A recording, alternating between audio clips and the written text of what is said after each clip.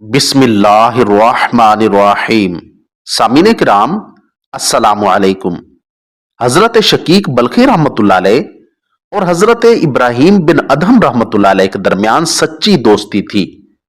ایک دفعہ حضرت شقیق بلخی اپنے دوست ابراہیم بن ادہم کے پاس آئے اور کہا کہ میں ایک تجارتی سفر پر جا رہا ہوں، سوچا کہ جانے سے پہلے اپنے دوست سے ملاقات کر لوں، کیونکہ اندازہ ہے کہ سفر میں کئی مہینے لگ جائیں گے۔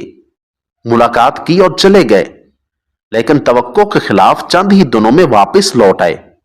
حضرت ابراہیم بن ادہم نے جب اچانک انہیں مسجد میں دیکھا تو حیرت سے پوچھ بیٹھے، کیوں شقیق، اتنی جلدی لوٹ آئے ہو؟ حضرت شقیق بلخی رحمۃ اللہ علیہ نے جواب دیا، حضرت میں کیا عرض کروں، راستے میں ایک حیرت انگیز منظر دیکھا تو فوراً ہی الٹے پاؤں گھر لوٹ آیا۔ ہوا کچھ یوں کہ میں ایک غیر آباد جگہ میں پہنچا اور وہیں آرام کے لیے پڑاؤ ڈالا۔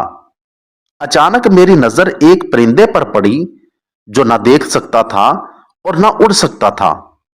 مجھے اس کو دیکھ کر بہت ترس آیا۔ میں نے سوچا کہ اس ویران جگہ پر یہ پرندہ اپنی خوراک کو کیسے پاتا ہوگا؟ یہ تو بیچارہ بھوکا ہی مرتا ہوگا۔ میں ابھی اسی سوچ میں ہی تھا کہ اتنے میں ایک دوسرا پرندہ آیا۔ اس نے اپنی چونچ میں کوئی چیز دبا رکھی تھی۔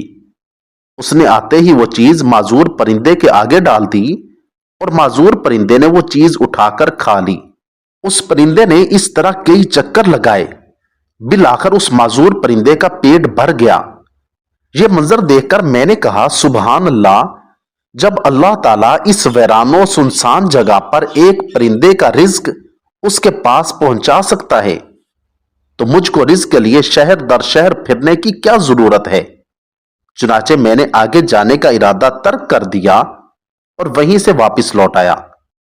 یہ سن کر حضرت ابراہیم بن ادہم نے کہا، شقیق، تمہارے اس طرح سوچنے سے مجھے سخت مایوسی ہوئی۔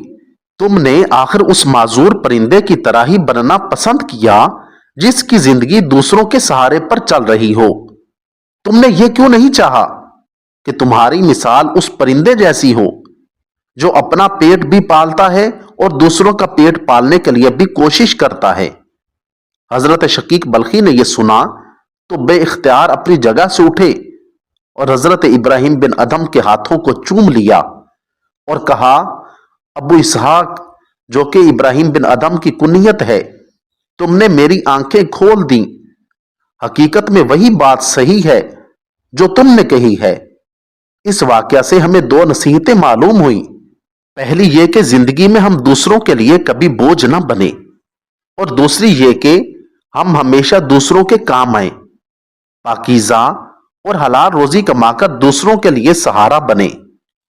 اللہ تعالی ہمیں بزرگوں کی باتوں کو سمجھ کر اس پر عمل کی توفیق عطا فرمائے۔